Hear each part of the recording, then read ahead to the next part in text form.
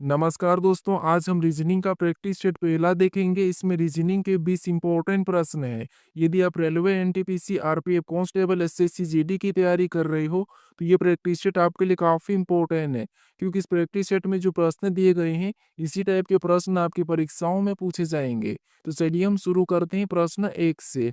हमें पहला प्रश्न दिया है। प्रश्न कह रहा है कि निम्नलिखित विकल्पों में से संबंधित संख्या का चयन कीजिए।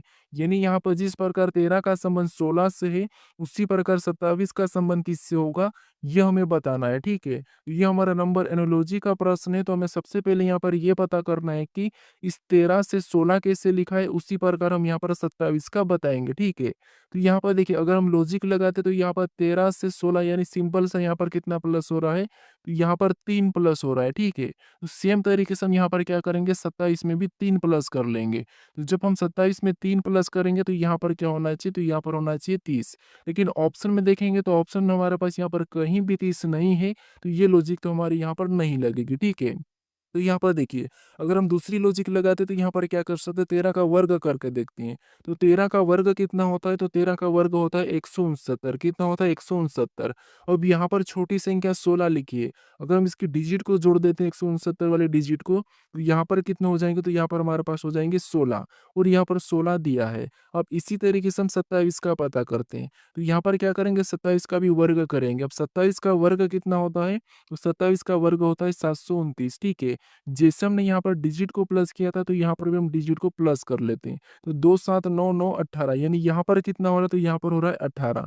तो 27 का संबंध किससे होना चाहिए, 18 से होना चाहिए। लेकिन 18 भी हमारे पास ऑप्शन में नहीं है, तो फिर यहाँ पर लॉजिक कौन सी लगी। देखिए, आपके माइंड में फटाफट से लॉजिक आना चाहिए कि लॉजिक कौन कौन सी लगती है। ठीक है, तो यहाँ पर देखिए, अगर हम यहाँ पर अगर 13 की डिजिट को आपस में जोड़ देते हैं, ठीक है, तो कितने हो जाएंगे, 4 हो जाएंगे। और जब हम 4 का वर्ग करेंगे तब हमारे पास यहाँ पर कितने होंगे, 16 हो जाएँगे। ठीक है, और यहाँ पर 16 दिया है। अब इसी तरीके से हम 27 का पता करते हैं। ठीक है, तो यहाँ पर 27 की डिजिट को आपस में जोड़ेंगे तो 2 और 7 कितने हो जाएँगे, 9 हो जाएँगे। ठीक है, जैसे हमने यहाँ पर वर्ग किया तो इसका भी हम वर्ग करेंगे। तो 9 का वर्ग कितना होता है, तो 9 का वर्ग होता है 81। अब 27 का संबंध किससे होना चाहिए, तो 81 से होना चाहिए। अब ये ऑप्शन में देखिए, तो ऑप्शन नंबर हमें यहाँ पर बी में दिया है, तो ऑप्शन नंबर बी हमारा यहाँ पर सही जवाब होगा। ठीक है, बस आपके दिमाग में लॉजिक आना चाहिए कि फटाफट से लॉजिक कौन सी लगती है, कौन कौन सी लगाना चाहिए। अब चलिए हम बढ़ते हैं प्रश्न 2 पे। अब दूसरे नंबर का प्रश्न दिया है। अब प्रश्न कह रहा है कि नीचे दी गई श्रृंखला श्रेणी में अगली संख्या ज्ञात करें। यानी हमें यहाँ पर एक श्रृंखला श्रेणी दी है, इसी में एक प्रश्नवाचक चिन्ह दिया है। यहाँ पर कौन सी संख्या होगी, यह हमें बताना है। ठीक है, तो देखिए, जब भी हम श्रृंखला के प्रश्नों को सोल्व करते हैं तो सबसे पहले हम संख्या को ध्यान से देखते हैं कि संख्या कैसे लिखी है। क्या किसी का वर्ग लिखा है, या फिर किसी का घन लिखा है, या फिर सम संख्या लिखी, विषम संख्या लिखी, या फिर अभाज्य संख्या। ये 5 पॉइंटों आपके दिमाग में आना चाहिए कि यहाँ पर ये लॉजिक लगती है। उसके बाद अगर आपको फिर भी कुछ नहीं दिखाई देता है तो फिर आपको क्या करना है, यहाँ पर अंतर देखना है। लास्ट वाला क्या है, अंतर देखना है, तो आपका प्रश्न आसानी से सोल्व हो जाएगा। अब देखिए, यहाँ पर हम अंतर देखते हैं। यहाँ पर 13 के बाद कितना लिखा है, तो 13 के बाद 17 लिखा है। ठीक है, कितना लिखा है, तो यहाँ पर 13 के बाद 17 लिखा है। यानी कितना प्लस करके लिखा है, तो यहाँ पर 4 प्लस करके। फिर आगे देखिए, 17 के बाद यहाँ पर कितना लिखा है, 25। यानी यहाँ पर 17 में कितना प्लस किया है, तो यहाँ पर 8 प्लस किया है। फिर हम आगे देखेंगे तो यहाँ 25 के बाद कितना, 32। यानी 25 में कितना प्लस किया है, यहाँ पर 25 में 7 प्लस करके लिखा है। फिर हम आगे देखेंगे तो यहाँ पर 32 के बाद कितना, 37। यानी 32 में कितना प्लस किया है, तो यहाँ पर 5 प्लस किया है। तो उसी तरीके से हम क्या करेंगे, अगली संख्या को बताएंगे। लेकिन यहाँ पर भी हमें लॉजिक का पता करना है। ठीक है, कैसे देखिए, यहाँ पर 4 कैसे प्लस हुआ, 8 कैसे प्लस हुआ, 7 और 5 ये कैसे प्लस हुआ, ये देखना है। तो यहाँ पर देखिए, 4 के बाद तो 8 प्लस मतलब 4 का 2 गुना। ठीक है, यहाँ तक तो ठीक है। फिर 8 का भी 2 गुना प्लस होना चाहिए, क्योंकि पैटर्न सही होना चाहिए। लेकिन यहाँ पर तो 7 प्लस हो रहा, माइनस हो के। तो यहाँ पर क्या कर सकते हैं, थोड़ा सा यहाँ पर भी लॉजिक को देखिए, क्योंकि आपको लॉजिक याद होना चाहिए। तो यहाँ पर देखिए, 4 प्लस हुआ। ठीक है, पहला, यानी यहाँ पर 13 के डिजिट को जोड़ेंगे तो कितना होगा, 4, और यहाँ पर 4 प्लस। फिर यहाँ पर 8 प्लस हुआ है, तो यहाँ पर 17 के डिजिट को जोड़ेंगे तो कितना होगा, 8, और यहाँ पर 8 प्लस। इधर 7 प्लस हुआ है, तो यहाँ पर भी हम 25 की डिजिट को जोड़ेंगे तो 7, और यहाँ पर 7 प्लस।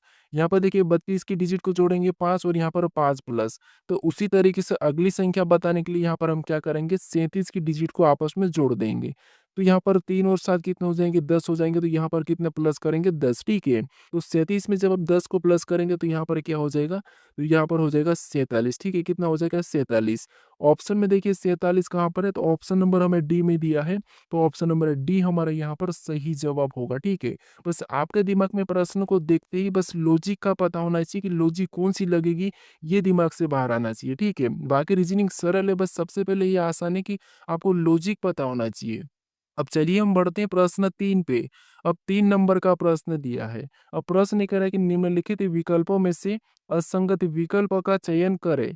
यानी हमें यहाँ पर 4 विकल्प दिया है, इनमें संख्या दी है, ठीक है? इनमें से 3 किसी न किसी तरह की समान है, लेकिन एक अलग है, उसका हमें चयन करना है। अब यहाँ पर भी आपको पता होना चाहिए कि ये कौन-सा प्रश्न है, तो ये हमारा असंगत वाला है, ठीक है? तो जब भी हम असंगत या विषम बताते हैं और संख्या दी जाती है, तो वहाँ पर हम कौन-सी लॉजिक देखते हैं? हम देखते हैं कि संख्या बड़ी है कि छोटी, या फिर किसी का वर्ग है या फिर घन है, या फिर विषम या सम है या अभाज्य, ये संख्या हम देखते हैं, ठीक है? ये आपको पता होना चाहिए ताकि आपका प्रश्न जल्दी से सोल्व हो जाए। अब देखिए, यहाँ पर अगर हम देखेंगे संख्या को, तो यहाँ पर देखिए क्या दिया है 841, 441, 625, 729, यानी कि छोटी-छोटी संख्या है, ज़्यादा बड़ी नहीं है। ये किसी न किसी का वर्ग दिखाई दे रहा है। जैसे 841 को देखेंगे तो ये किसका वर्ग है? ये हमारा 29 का वर्ग है, ठीक है? फिर यहाँ पर 441 को देखेंगे तो ये किसका वर्ग है? तो ये हमारा 21 का वर्ग है। फिर हम 625 को देखेंगे तो ये आपको पता होगा ये किसका वर्ग है? ये 25 का वर्ग है। फिर यहाँ पर 729 को देखेंगे तो ये किसका वर्ग है? तो ये आपको पता है 27 का वर्ग है। अब यहाँ पर देखेंगे तो सारे के सारे क्या है? इनके वर्ग है। तो यहाँ पर हमें अलग कैसे बताना, तो वो भी तरीके आपको पता होना चाहिए। कैसे बताना देखिए जैसे, अब हम देखेंगे कि यहाँ पर किस-किस संख्या का वर्ग है। तो आप देखोगे 29, 21, 25, 27, यानी यहाँ पर हमें 21, 25, 27 ये 3 संख्या दिखाई दे रही है।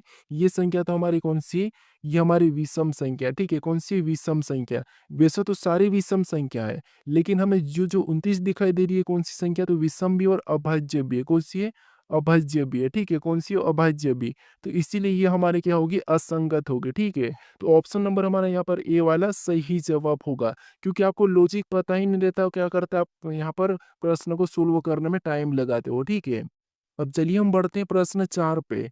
अब 4 नंबर का प्रश्न दिया है। अब प्रश्न कह रहा है कि उस वेन आर्य का चयन करें जो निम्नलिखित वर्गों को दर्शाता है। यानी हमें यहाँ पर लड़के दिया है, लड़कियों दिया और बच्चे दिया है। इनके वेन डायग्राम कैसे बनेंगे, ये प्रश्न पूछा है। अब आपके दिमाग में आना चाहिए कि वेन डायग्राम का प्रश्न है, हमें 3 शब्द दिए, हमें क्या करना है, इनका वेन आरेख बनाना है। तो यहाँ पर क्या कहते हैं, कैसे सोल्व करते हैं, ये आपको पता होगा। देखिए, हम क्या करते हैं, सबसे पहले हम देखते हैं कि जो शब्द, जो वर्ग दिए हैं, उनको ध्यान से देखते हैं कि उनका आपस में कोई संबंध है या नहीं है।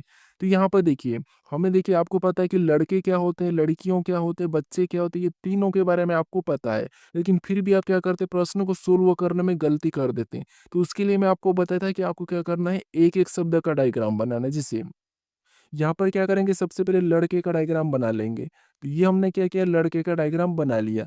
उसके बाद फिर हम यहाँ पर क्या करेंगे, दूसरे शब्द का बनाएँगे, ठीक है?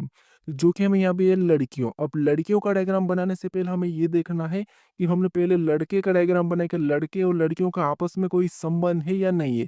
तो देखिए दोनों एक मानव है, लेकिन ये अलग-अलग है। तो हम इसको क्या करेंगे, अलग-अलग बना लेंगे, ठीक है? अब देखिए उसके बाद हम क्या करेंगे, तीसरे शब्द का बनाएँगे, जो कि हमें यहाँ पर दिया है बच्चे। और बच्चे का डायग्राम बनाने से पहले हम ये देखेंगे, जो पहले हमने लड़के और लड़कियों का डायग्राम बना लिया है, क्या उनका बच्चे से कोई संबंध है या नहीं है। तो आप कहोगे यहाँ पर जो लड़के और लड़कियां हैं, दोनों की दोनों ये बच्चे के अंतर्गत आते हैं, तो इसीलिए बच्चों का डायग्राम इनके बाहर से बनेगा, यानी कि इनको अंदर ले लेगा, ठीक है। तो डायग्राम कैसा बनेगा, तो डायग्राम हमारा कुछ इस टाइप से बनेगा। तो ऑप्शन में देखिए, तो ऑप्शन नंबर हमें यहाँ पर सी में दिया है, तो ऑप्शन नंबर सी हमारा यहाँ पर सही जवाब होगा, ठीक है। अगर आप एक-एक शब्द का डायग्राम बनाओगे, तो आपका प्रश्न कुछ ही सेकंड में सोल्व हो जाएगा और बिल्कुल 100% सही होगा, ठीक है। अब चलिए हम बढ़ते हैं प्रश्न 5 पे। अब 5 नंबर का प्रश्न दिया है। अब प्रश्न कह रहा है कि उस विकल्प का चयन करें जो प्रश्न चिन्हों को प्रतिस्थापित करेगा। अब आपको यहाँ पर एक पैटर्न दिखाई दे रहा हो और इसमें एक प्रश्नवाचक चिन्ह दिया है। यहाँ पर कौन सी संख्या होगी, ये आपको बताना है। अब आपको क्या करना है, प्रश्न को देखते ही समझ जाना चाहिए कि हमें तो यहाँ पर प्रश्नवाचक चिन्ह के स्थान पर संख्या बताना है। तो आपको यहाँ पर पता होना चाहिए कि हम यहाँ पर किस तरीके से संख्या को पता करते हैं, कैसे-कैसे बताते हैं, ये लॉजिक आपको पता होना चाहिए, ठीक है? तो यहाँ पर देखिए, सबसे पहले हम क्या करते हैं कि जो प्रश्नवाचक चिन्ह दिया है उसके पास बड़ी संख्या कहाँ लिखी ये देखते हैं। तो प्रश्नवाचक चिन्ह तो हमारा यहाँ पर दिया है, इसके पास बड़ी संख्या की बात करते हैं तो यहाँ पर 111 दिया है और यहाँ पर 100 दिया है। तो हम कोशिश करेंगे कि सबसे पहले 100 और 11 को पता करेंगे, फिर हम यहाँ पर संख्या को बताएँगे, ठीक है? क्योंकि इधर तो छोटी संख्या है, नहीं तो इधर भी हम पता कर सकते हैं। अब देखिए, सबसे पहले यहाँ पर हम 100 का पता करते हैं। तो यहाँ पर क्या कर सकते हैं कि 12 और 8, क्योंकि 100 का पता करने के लिए हमें सामने वाली संख्या को छेड़ना होगा। इधर भी 111 का पता करने इन वाली संख्या को छेड़ना होगा, ठीक है? ये तरीका है। तो यहाँ पर देखिए, अगर हम यहाँ पर 12 और 8 को ऐसा क्या करें कि हमें 100 मिले, तो देखिए अगर हम इसका आपस में गुणा कर देते हैं, तो 12 आठे कितना होते हैं? तो 12 आठे होते हैं 96 और यहाँ पर कितना लिखा है? 100 लिखा, मतलब पास में चले गए, ठीक है? तो अब क्या कर सकते देखिए, यहाँ पर हम क्या करेंगे 4 प्लस करेंगे तब हमारे कितने होंगे 100 हो जाएँगे। तो 4 कहाँ से लाएँगे? तो यहाँ पर अगर हम इसका भाग दे देते 2 से, यानी 8 में 2 का भाग देंगे तो कितना होगा 4, यानी कि 8 का आधा प्लस करना है, गुणा करके 8 का आधा प्लस, तो कितना हो जाएँगे 100 और 100 यहाँ पर दिया है। अब इसी तरीके से हमें दूसरे पैटर्न में भी पता करना, ना कि दूसरा तरीका, ठीक है? कुछ स्टूडेंट क्या करते हैं दूसरा तरीका लगा देते हैं। तो यहाँ पर सेम तरीके से हमें वही जो यहाँ पर लॉजिक था वही फॉलो करना है। तो यहाँ पर 18 में 6 का गुणा करा तो 18 छीन कितने होते हैं? तो यहाँ पर होते हैं 108।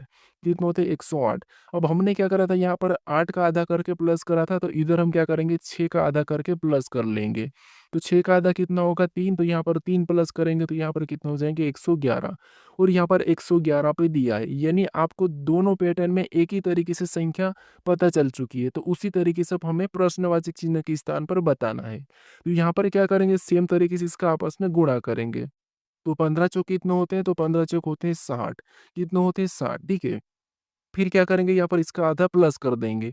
तो 4 का आधा कितना होता है? 2, तो इसको प्लस 2 प्लस कर देंगे 60 में, तो कितने हो जाएँगे? 62 हो जाएँगे, ठीक है? कितने? 62। तो यहाँ पर जो प्रश्नवाचक चिन्ह है यहाँ पर क्या होगा? तो यहाँ पर होगा 62। ऑप्शन में देखिए 62 कहाँ पर है? तो ऑप्शन नंबर हमें डी में दिया है, तो ऑप्शन नंबर डी हमारा यहाँ पर सही जवाब होगा, ठीक है? अब चलिए हम बढ़ते हैं प्रश्न 6 पे। अब 6 नंबर का प्रश्न दिया है। अब प्रश्न कह रहा है कि निम्नलिखित पासे में फोक के विपरीत सतह पर क्या होगा? यानी हमें यहाँ पर 2 पासे दिए हैं और इनमें पूछा है कि फोक के विपरीत सतह पर क्या होगा? ये हमें पूछा है। अब देखिए, हम क्या करते हैं जब भी एक से अधिक पासे को सोल्व करते हैं, तो क्या करते हैं ये आपको पता होना चाहिए हम क्या करते हैं, चाहे 2 पासे हो, चाहे 3 पासे हो या फिर 4 पासे हो, हम क्या करते हैं कॉमन सतह देखते हैं कि कॉमन सतह कौन-कौन सी है।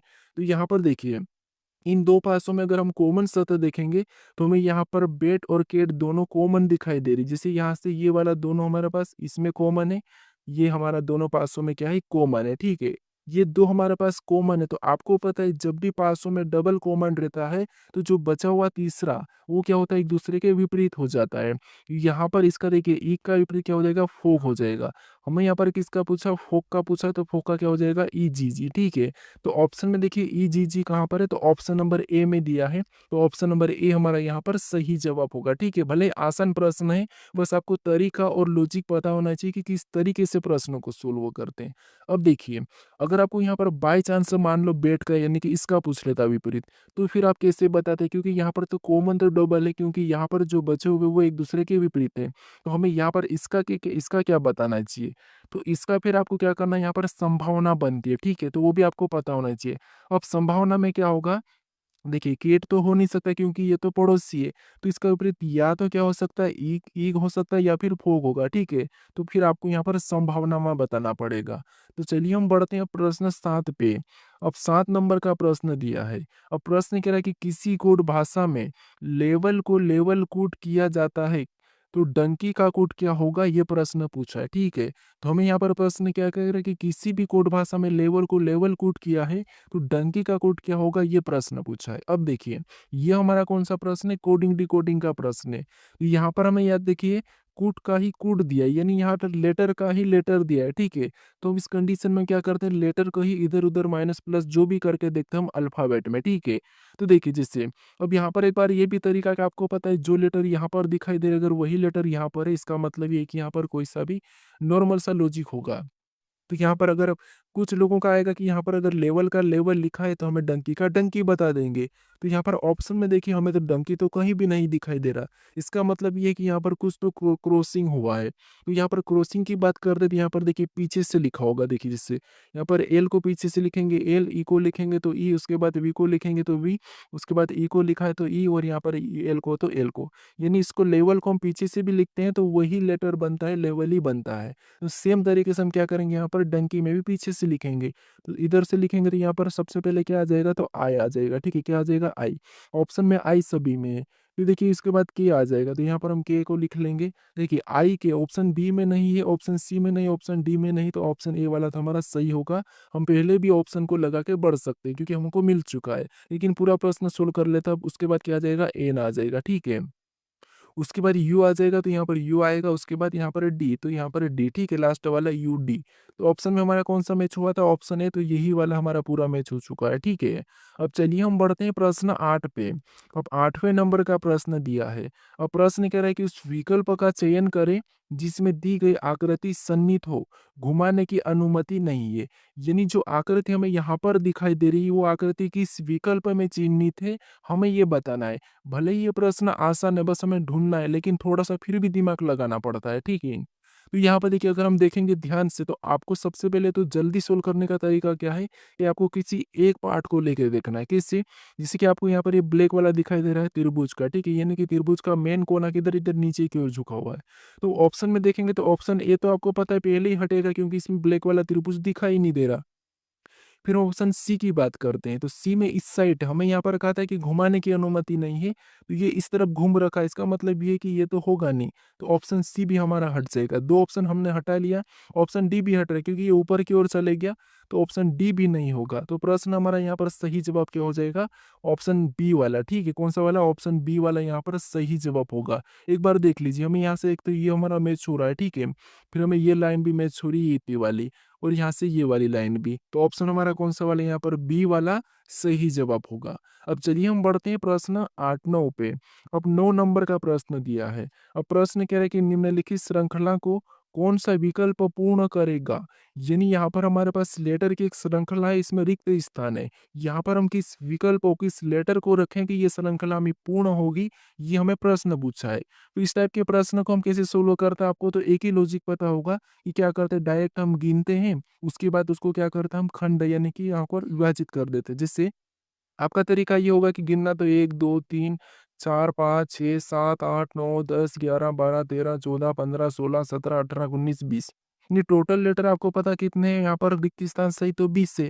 तो आप क्या करोगे, इसको काटोगे, या तो 2 से काट सकते हो, या फिर आप कहोगे 4 से काटेंगे, या फिर हम 5 से। तो 2-2 में, 4-4 में, कहीं पे भी हम टुकड़े कर लेंगे। लेकिन इसमें भी काफ़ी समय लग सकता है, गिनने में गलती हो जाती है, कुछ भी हो जाता है। तो हम क्या करते हैं, सबसे पहले देखेंगे आसान बनाने के लिए कि लेटर के बाद कौन-सा रिक्त स्थान है, उसके बाद कौन-सा लेटर है, ये देखते हैं। जिससे यहाँ पर सी के बाद क्या है, रिक्त स्थान है। तो इधर देखो सी के बाद क्या लिखा है, तो आप कहोगे सी के बाद यहाँ पर एन लिखा है, तो वहाँ पर हम एन को भर देंगे। ठीक है, यहाँ पर एन को भर लेंगे। ठीक है, उसके बाद फिर हम आगे देखेंगे तो एन के बाद और लेटर मिला, यानी यहाँ पर पी है, तो वहाँ पर भी हम क्या करेंगे, पी को भर लेंगे। ठीक है, क्या करेंगे, यहाँ पर एनपी हमने क्या भर दिया, तो यहाँ पर एनपी हमने भर दिया। अब देखिए यहाँ पर आपका रिपीट कहाँ से हो रहा है, वहाँ से जोड़ा बन जाएगा। तो यहाँ पर C N P S R, यानी यहाँ पर आपका रिपीट हो रहा था, ये जोड़ा बन गया। C N P S R, तो आगे वाला भी सी एन पी, यहाँ पर एस हो जाएगा, और यहाँ पर आज आर हो जाएगा, और यहाँ पर सी हो जाएगा। तो ये भी C N P S R, इधर भी C N P S R, ये भी हमारा बन गया है। इधर भी C N P S R, देख ऑटोमेटिक से C N P S R, last वाला आर हो गया। तो सभी जोड़े हमारे समान बने, और सभी जोड़े समान बनना चाहिए। ठीक है, या तो प्लस भी हो सकता है। तो यहाँ पर देखिए C N P S R, यहाँ पर भी C N P S R, यहाँ पर भी C N P S R, यहाँ पर भी C N P S R है। ठीक है, तो यहाँ पर देखिए हमने कौन कौन से लेटर को भरा है, तो हमने सबसे पहले भरा था एन को। क्या भरा था, एन को, उसके बाद हमने पी को भरा, फिर हमने एस को भरा, फिर हमने आर को भरा, फिर हमने सी को, फिर हमने पी को, फिर हम एन को, उसके बाद लास्ट हमने आर को भरा था। तो ये हमें ऑप्शन में देखना है। तो यहाँ पर सी एन, यहाँ पर N P S R C P N R देखेंगे तो ऑप्शन नंबर हमें यहाँ पर बी में मैच हुआ है। ठीक है, तो ऑप्शन नंबर बी हमारा यहाँ पर सही जवाब होगा। अब चलिए देखिए आप क्या करते हैं, कुछ लोग ऐसे करते हैं कि जो हमने जोड़े बनाए इन्हीं जोड़े को ऑप्शन में चेक करते हैं, नहीं मिलते तो क्या करते हैं, प्रश्न गलत होगा छोड़ देते हैं। आपको क्या करना है, जो लेटर आपने भरा है उन लेटर को देखना है। ठीक है, अब चलिए हम बढ़ते हैं प्रश्न 10 पे। अब 10 नंबर का प्रश्न दिया है। अब प्रश्न कह रहा है कि यदि यहाँ पर एट द रेट का अर्थ प्लस और प्रतिशत का अर्थ गुणा और यहाँ पर डॉलर का अर्थ भागित और हैश का अर्थ माइनस हो, तो निम्न समीकरण का मान क्या होगा? ये प्रश्न हमें पूछा है, ठीक है। तो यहाँ पर देखिए हमें यहाँ पर क्या करना है, सिंबल साइज बस यहाँ पर क्या करना है, हमें यहाँ पर जो प्रतीक दिया है वहां पर हमें चिन्हों को रख के इस समीकरण को बोर्ड मास रूल पे सोल्व करना है, ठीक है। तो यहाँ पर देखिए क्या करना है आपको, देखिए सबसे पहले संख्या 9 को लिखेंगे पहली संख्या, उसके बाद हमें चिन्ह मिला तो इसका मतलब तो यहाँ पर कहा है कि ये प्लस है। तो यहाँ पर हम क्या करेंगे, प्लस का चिन्ह लगा लेंगे और अगली संख्या लिख लेंगे 114, ठीक है। उसके बाद फिर से हमें यहाँ पर प्रतीक मिला डॉलर का, तो यहाँ पर डॉलर का अर्थ हमें क्या कहा, भागित का। तो यहाँ पर हम क्या करेंगे, भागित का चिन्ह लगा के अगली संख्या वापस से क्या लिखेंगे, 19 को लिख लेंगे, ठीक है। फिर हमें अगला प्रतिशत मिला और प्रतिशत का अर्थ यहाँ पर क्या कहा था, गुणा। तो यहाँ पर हम गुणे का चिन्ह लगा के अगली संख्या वापस से 5 को लिख लेंगे। फिर अगला प्रतीक हमें यहाँ पर हैश मिला और यहाँ पर हैश का अर्थ क्या कहा, माइनस। तो यहाँ पर हम माइनस लगा के अगली संख्या 21 को लिख लेंगे, ठीक है। अब इसको बोर्ड मास रूल पे सोल्व करना है। तो यहाँ पे देखिए सबसे पहले तो आपको पता हम क्या करते हैं, भाग देते हैं। तो यहाँ पर 19 छिंग कितना होगा, यानी 6 बार में कटा है, तो देखिए 9 प्लस यानी कि ये तो वैसा ही उतरेगा और यहाँ पर भाग दे देंगे तो कितना है, 6 और गुणा 5 भी वैसा ही उतार लेंगे और माइनस 21 भी वैसा है, ठीक है। अब उसके बाद हम क्या करते हैं, गुणा करते हैं। तो यहाँ पर प्लस 9 तो वैसा ही रहेगा, ठीक है। उसके बाद यहाँ पर 9 6 पंचे कितना होगा, 30 हो जाएगा। यहाँ पर 30 हो जाएगा माइनस 21, कितना, माइनस 21। अब देखिए उसके बाद इधर हम प्लस कर लेते हैं, देखिए माइनस प्लस कुछ भी कर सकते हो। तो यहाँ पर 30 में 9 को जोड़ देंगे तो यहाँ पर कितना होगा, तो यहाँ पर हो जाएगा 39 और यहाँ पर माइनस 21 हो जाएगा, ठीक है। अब माइनस 21 यानी कि 21 को घटाएंगे तो यहाँ पर कितने बचेंगे, तो यहाँ पर हमारे 18 बचेंगे, ठीक है। कितना बचेंगे, 18। तो यही हमारा क्या हो जाएगा, एक सही जवाब होगा। तो ऑप्शन में 18 देखिए, तो ऑप्शन नंबर हमें यहाँ पर ए में दिया है, तो ऑप्शन नंबर ए हमारा यहाँ पर सही जवाब होगा, ठीक है। अब चलिए हम बढ़ते हैं प्रश्न 11 पे। अब 11 नंबर का प्रश्न दिया है। अब प्रश्न ये कह रहा है कि पी के का पिता है, जे एक्स की भतीजी है, आर जे की माँ है, के एक्स का भाई है, पी के केवल 2 बच्चे हैं। निम्नलिखित में से कौन सा कथन सही है?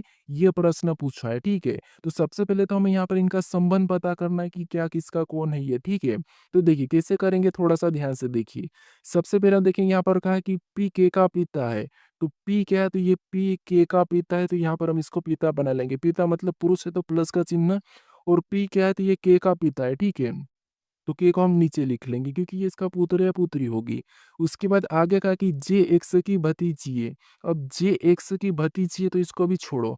उसके बाद फिर आगे देखेंगे तो आर जे की माँ है। आर क्या है, तो आर जे की माँ है, तो इसको भी अभी छोड़ देते हैं। उसके बाद कहा कि के एक्स का भाई है। के क्या है, तो के एक्स का भाई है, तो यहाँ पर हम भाई बना लेते हैं, ठीक है। के क्या है, एक्स का भाई है, इसका मतलब ये है कि ये भी एक पुरुष है, ठीक है, ये भाई है। उसके बाद आगे कहा कि पी के केवल 2 बच्चे हैं। अब पी के केवल 2 बच्चे तो हो सकता है ये एक्स इसका भाई है, तो यही होगा।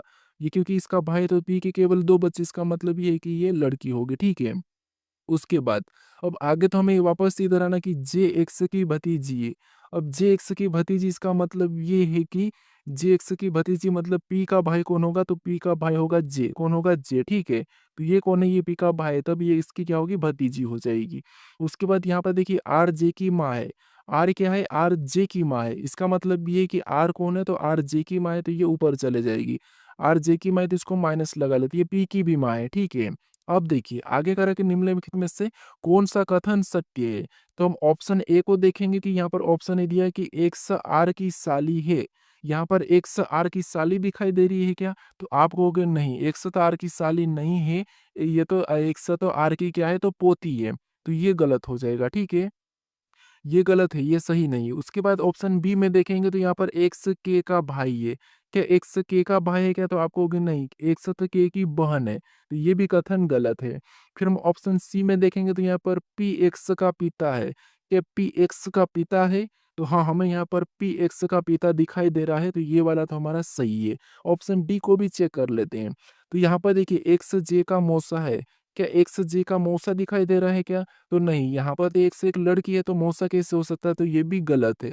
यहाँ पर पी एक्स का पिता है, तो ये वाला कथन सही है, तो ऑप्शन नंबर हमारा यहाँ पर सी वाला सही जवाब होगा, ठीक है। अब आप कहोगे प्रश्न रीजनिंग के तो बहुत सरल रहते हैं, आप बहुत सरल लाते हो। ऐसा कुछ नहीं, बस आपको लॉजिक पता होगा तो आपको प्रश्न आसान लगेंगे, ठीक है।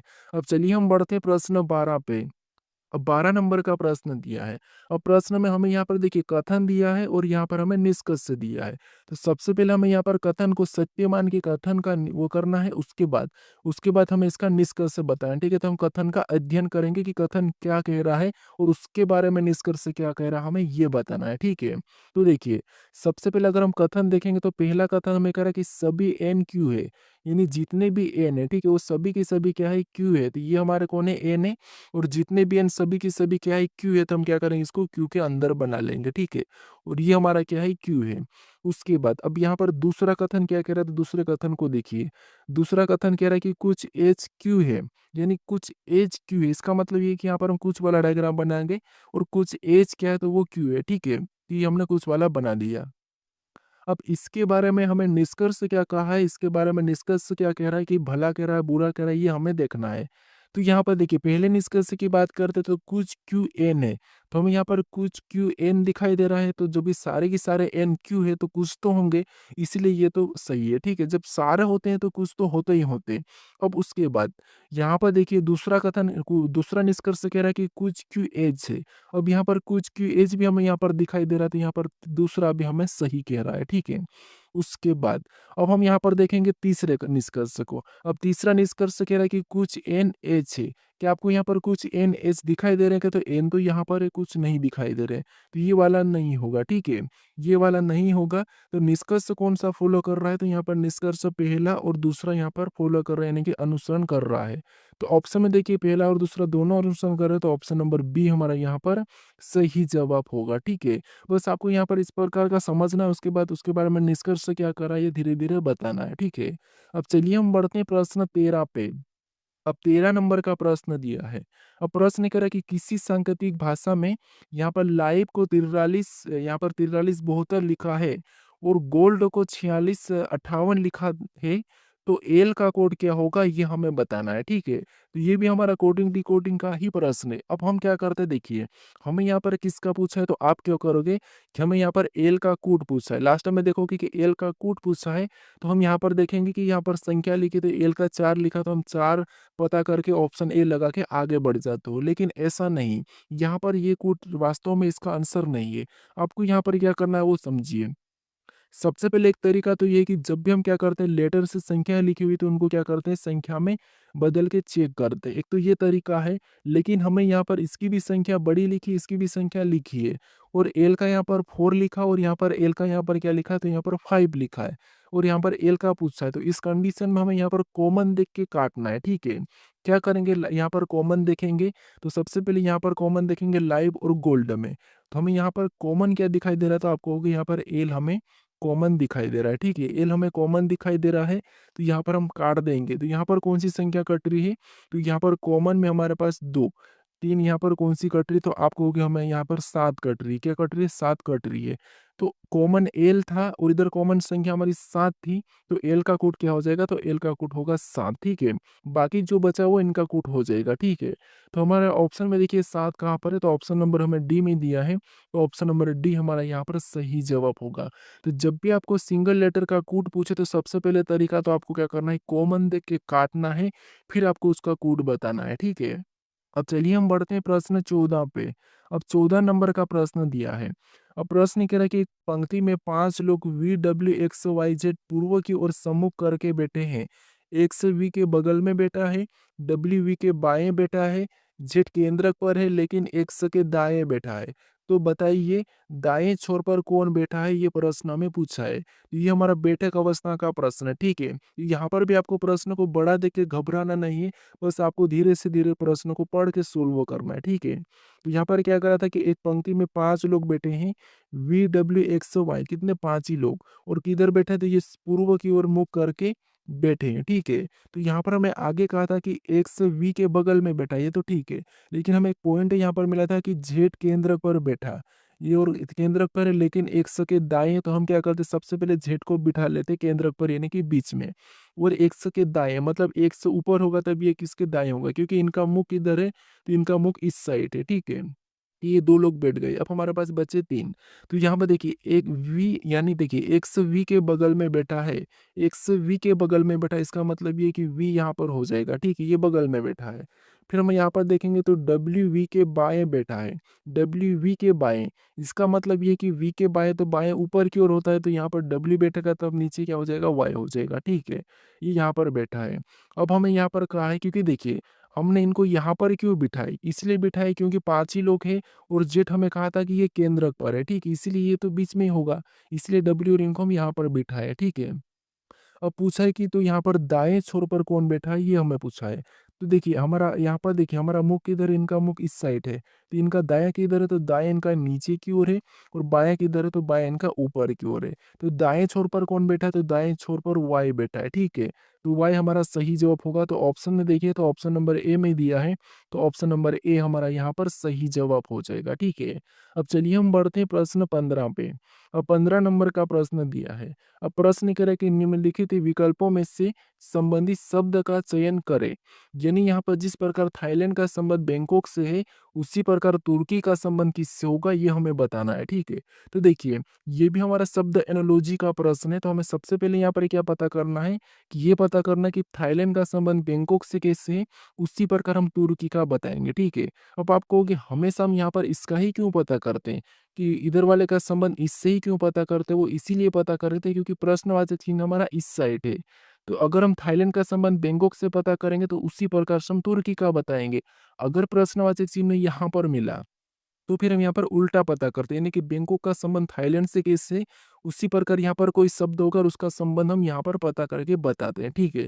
अब देखिए सबसे पहले तो कठिन आपको यही शब्द एनोलॉजी ही लगती होगी, क्योंकि आपको पता है शब्द एनोलॉजी में कोई सी भी शब्द होते हैं उनका संबंध दे देते हैं, चाहे राजधानी हो, देश हो, कुछ भी हो। तो उसमें थोड़ा सा कठिन हो जाता है, क्योंकि राजधानी और देश से बाकी देशों के बारे में हमें पता नहीं रहता है। तो यहाँ पर भी वही बात है, थाईलैंड एक देश है और इसकी राजधानी क्या है, बैंकॉक है। अब इसकी राजधानी बताए तो हम क्या करेंगे, तुर्की की राजधानी बता देंगे। तो ये आपको याद होना चाहिए। तो तुर्की की राजधानी क्या है, अंकारा है।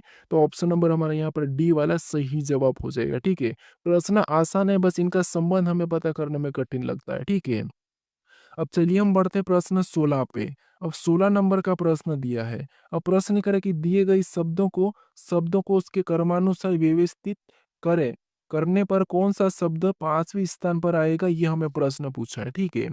तो यहाँ पर देखिए हमें यहाँ पर क्या करना है, दिए गए शब्दों को क्रमानुसार व्यवस्थित करने पर कौन सा शब्द 5वें स्थान पर आएगा, ये बताना है। तो देखिए क्रमानुसार यानी कि अल्फाबेट में, तो देखिए यहाँ पर WRA सभी में है, मतलब ये तो कट जाएगा, ठीक है। WRA सभी में, तो ये तो एक साथ आने वाला, तो ये तो कट ही जाएंगे, इनको हम काट लेते हैं। अब हमारे पास यहाँ पर बचा यहाँ पर PSC TN, इनमें सबसे पहले कौन आता है, तो आप कहोगे सबसे पहले इसमें सी आएगा, तो 5वें नंबर वाला पहले नंबर पर हो जाएगा, ठीक है। तो यहाँ पर हम लिख लेते हैं कि 5वें नंबर वाला पहले नंबर पे आएगा, तो 5वें को हम हटा देते हैं, ठीक है। अब हम देखेंगे तो हमारे पास ये शब्द बचे, इनमें के बाद यहाँ पर NTPS, इनमें सबसे पहले कौन आता है, तो आप कहोगे इनमें पहले तो सबसे पहले आता है एन, तो यहाँ पर हम एन वाले को लेंगे, तो यहाँ पर चौथे नंबर वाले को हटा देंगे और ये कितने नंबर पे, दूसरे नंबर पे आ जाएगा। ये हट चुका हमारे पास, यहाँ पर ये इतने बच्चे हैं। इनमें सबसे पहले कौन आता है, TPS, तो आपको किस पर पी आता है, तो एक नंबर वाला फिर आएगा, ठीक है। तो हम क्या करेंगे, इसको भी हटा देंगे। उसके बाद हमारे पास यहाँ पर एस और टी बचा, इनमें पहले कौन आता है, तो आप कहोगे एस पहले आएगा, तो एस पहले आएगा, तो तीसरे वाले को हटा देंगे और यहाँ पर तीसरा लिख लेंगे, और लास्ट में हमारा बचा 2। तो हमें क्या पूछा था कि यहाँ पर 5वें स्थान पर कौन आएगा, तो 5वें स्थान पर कौन सा आ रहा है, दूसरे नंबर वाला आ रहा है। कौन सा दूसरे नंबर वाला, तो दूसरे नंबर वाला क्या है, तो वर्थ है, ठीक है। कौन सा वर्थ, ये वाला हमारा सही जवाब होगा। तो ऑप्शन में देखिए, ऑप्शन नंबर हमें यहाँ पर डी में दिया, तो ऑप्शन नंबर डी हमारा यहाँ पर सही जवाब होगा। ये हमारा 5वें स्थान पर आएगा, ठीक है। अब चलिए हम बढ़ते हैं प्रश्न 17 पे। अब 17 नंबर का प्रश्न दिया है। अब प्रश्न कह रहा है कि दी गई आकृति श्रृंखला में प्रश्न चिन्ह के स्थान पर कौन सी विकल्प आकृति आएगी, ये हमें प्रश्न पूछा है, ठीक है। तो यहाँ पर हमारी जो आकृति दी है श्रृंखला वाली आकृति है, ठीक है। यानी एक के बाद एक आकृति बनती हुई जा रही, तो अगली आकृति कैसी दिखाई देगी या कौन सी होगी, ये हमें बताना है, ठीक है। तो यहाँ पर देखिए सबसे पहले हम देखेंगे एक एक आकृति को। तो इस आकृति को, ये वाला ब्लैक डॉट आपको दिखाई दे रहा है, ये यहाँ पर था, फिर इधर आकर फिर इस वाले हिस्से पे आया, ठीक है, यहाँ पर, ठीक है।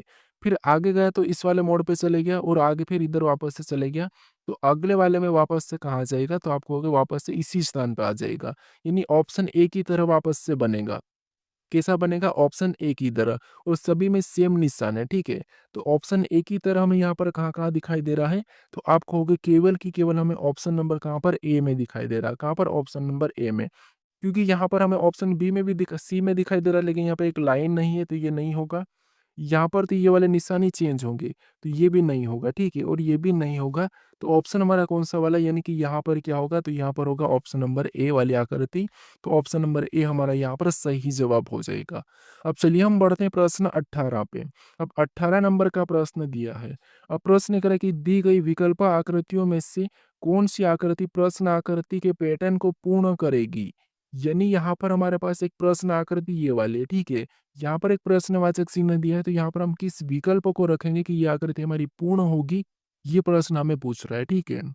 तो देखिए, सबसे पहले तो हमें यहाँ पर क्या करना है, एक किसी भी हिस्से को उठा के रखना है। जैसे ये वाला हिस्सा इधर ब्लैक है, ठीक है? तो यहाँ पर भी आपको पता है इधर वाला ब्लैक होगा। कौन-सा होगा? ब्लैक। तो यहाँ पर तो हमारे पास ये अलग सा हिस्सा जा रहा, मतलब ऑप्शन ए नहीं होगा। अब हमारे पास बचे ऑप्शन 3, ठीक है? ऑप्शन को हटाना है तो आपका प्रश्न जल्दी सोल्व होगा। फिर हमारे यहाँ से ये वाली लाइन बनेगी, कौन-सी वाली? तो आप कहोगे यहाँ से ये छोटी वाली, ठीक है? यहाँ पर इधर टच नहीं हो रही, तो यहाँ पर भी टच नहीं होगी और ये बनेगी। इधर देखेंगे तो ये यहाँ से टच हो रही है, मतलब इसका मतलब ऑप्शन बी भी हट चुका है, ठीक है? ऑप्शन बी हट चुका, हमारे पास बचे हैं 2 ऑप्शन, सी और डी। अब यहाँ पर कौन-सी वाली कौन-सी क्या बनेगी? तो आप कहोगे फिर ये वाला बनेगा, ठीक है? ये वाली लाइन पूरी होगी। तो हम ऑप्शन में देखेंगे तो यहाँ पर ये टेढ़ी जा रही है, ठीक है? तो ऑप्शन डी नहीं होगा, ये लाइन हमें यहाँ से मिली है, ठीक है? और ये हमें यहाँ से भी मिल चुकी है, और एक हमारी ये बनेगी, तो ये हमारी यहाँ पर बनती हुई दिखाई दे रही है, ठीक है? तो ऑप्शन कौन-सा वाला मैच हुआ है? तो ऑप्शन नंबर हमारे यहाँ पर सी वाला मैच हुआ है। तो ऑप्शन नंबर सी हमारा यहाँ पर सही जवाब हो जाएगा, ठीक है? अब चलिए हम बढ़ते हैं प्रश्न 19 पे। अब 19 नंबर का प्रश्न दिया है। प्रश्न ये कह रहा है कि दी गई आकृति में कितने त्रिभुज है? यानी इस आकृति में कितने त्रिभुज की संख्या है, ये हमें अब बताना है, ठीक है? तो देखिए, त्रिभुज काउंट करने के भी तरीके आपको पता होगा कि कौन-कौन सी लॉजिक लगाना चाहिए, क्या करना चाहिए, आपको पता होगा। ये जो हमें 4 यहाँ पर 4 कोने वाला दिखाई दे रहा है, तो इसमें तो आपको पता है इसका डबल कर दो, जैसे 1, फिर ये 2, ये 3 और ये 4। इसमें अगर 4 है, तो 4 का डबल मतलब इसमें 8 हो जाएँगे। इस आकृति में कितने होंगे? 8 त्रिभुज होंगे। इधर देखेंगे, तो आपको पता है ये हिस्सा, इधर वाला ऐसा वाला हिस्सा को जब भी हम आकृति गिनते हैं, तो आपको पता है इसमें कितने होते हैं? 3 होते हैं। तो इसमें भी सेम है, तो यहाँ से भी 3 हो जाएँगे, तो 6 इसमें है। इनको आपस में जोड़ देंगे तो 8 से कितने होंगे? तो 8 से होंगे 14, मतलब इन आकृतियों में कितने त्रिभुज की संख्या है? 14 है, ठीक है? तो ऑप्शन में देखेंगे तो ऑप्शन नंबर हमें ए में दिया है, तो ऑप्शन नंबर ए हमारा यहाँ पर सही जवाब होगा, ठीक है? क्योंकि आपको पता है, मैं एक बार आपको बता देता हूँ कि यहाँ पर अगर हम त्रिभुज इस वाले में काउंट करते हैं, ठीक है? यही हमें यहाँ पर दिखाई दे रहा है। तो यहाँ पर एक तो ये हो जाएगा, ये दूसरा हो जाता है। एक ये बड़ा वाला मतलब 3, इसमें कितने? 3 है। तो यहाँ पर अगर इस वाले में 3 है, ठीक है? इधर बड़े वाले में 3 है, तो यहाँ से इधर भी 3 है, ठीक है? इसीलिए यहाँ पर कौन-सा 14, यानी कि ऑप्शन नंबर ए हमारा यहाँ पर सही जवाब होगा। अब चलिए हम बढ़ते हैं प्रश्न 20 पे। अब 20 नंबर का प्रश्न दिया है। अब प्रश्न करें कि यदि दर्पण को रेखा, यानी कि दर्पण को रेखा एक्स वाई पर रखा जाए, तो आकृति का प्रतिबिंब कैसा बनेगा? ये प्रश्न हमें पूछा है, ठीक है? यानी हमारा दर्पण प्रतिबिंब का प्रश्न है। हमें यहाँ पर कह रहा है कि एक्स वाई रेखा पर रखा जाए, यानी इस रेखा पर हमें क्या करना है? इसकी छाया मतलब रखना है, ठीक है? इस दर्पण को, तो इसकी छाया इस तरह कैसी बनेगी, ये हमें प्रश्न पूछ रहा है। तो यहाँ पर देखिए, जो नीचे वाला ये वाला जो हिस्सा है, इसमें तो कोई प्रभाव नहीं पड़ेगा, ये ऐसा ही बनेगा, ठीक है? कैसा बनेगा? आप कहोगे ये तो ऐसा ही बनेगा, सेम रहेगा, ठीक है? ये सेम रहेगा। ऑप्शन में सभी में सेम है। फिर हम इधर देखेंगे तो आपको पता है ये वाला जो हिस्सा है, इसका पहले छाया बन जाएगी। मतलब ये कैसा हो जाएगा? तो आप कहोगे यहाँ पर ऐसा हो जाएगा और ये यहाँ पर ऐसा आ जाएगा, ठीक है? ऑप्शन में देखेंगे तो ये ऊपर की ओर चले गया, मतलब ऑप्शन ए नहीं होगा, यहाँ पर भी ऊपर की ओर गया तो ये भी नहीं होगा। अब हम ऑप्शन 2 में देखेंगे तो हमें यहाँ पर मैच हो चुका है, ठीक है? ये तो सही है। अब यहाँ पर देखेंगे अब किसका बनेगा, तो हम एन को देख लेते हैं। एन इधर आके कैसा बनेगा? तो एन इधर आके ऐसा उल्टा बनेगा, ठीक है? कैसा बनेगा? तो आप कहोगे ऐसा उल्टा बन जाएगा, कैसा? ऐसा उल्टा बनेगा, ठीक है? कैसा बनेगा? कुछ इस टाइप से, ये उल्टा एन। उल्टा एन अगर हम देखेंगे तो यहाँ पर तो सीधा एन है, तो हमारा कौन सा बचा है? तो ऑप्शन नंबर हमारा डी तो नहीं होगा, अब होगा हमारा केवल ऑप्शन नंबर सी वाला। कौन-सा? ऑप्शन नंबर सी, ठीक है? हमेशा आपको गलतियाँ निकालना है। अब चलिए हम बढ़ते हैं प्रश्न 21 पे, ठीक है? यानी कि ये प्रश्न आपके लिए क्या है? होमवर्क है, यानी कि आपके लिए टेस्ट प्रश्न है। तो प्रश्न कह रहा है कि दिए गए विकल्पों में से लुप्त संख्या ज्ञात करें। यानी आपको यहाँ पर क्या करना है कि यहाँ पर एक प्रश्नवाचक चिन्ह दिया है, यहाँ पर कौन-सी संख्या होगी ये आपको मुझे कमेंट करके बताना है, ठीक है? तो आज से ये प्रैक्टिस सेट आपको डेली देखने को मिलेंगे और यहाँ पर कौन-सी संख्या होगी आप मुझे कमेंट करके बताइए, ठीक है? अगर आप इस चैनल को अभी तक सब्सक्राइब नहीं करे हैं तो सब्सक्राइब ज़रूर कर लीजिए और वीडियो को भी लाइक भी ज़रूर कर दीजिए, ठीक है? और शेयर नहीं करा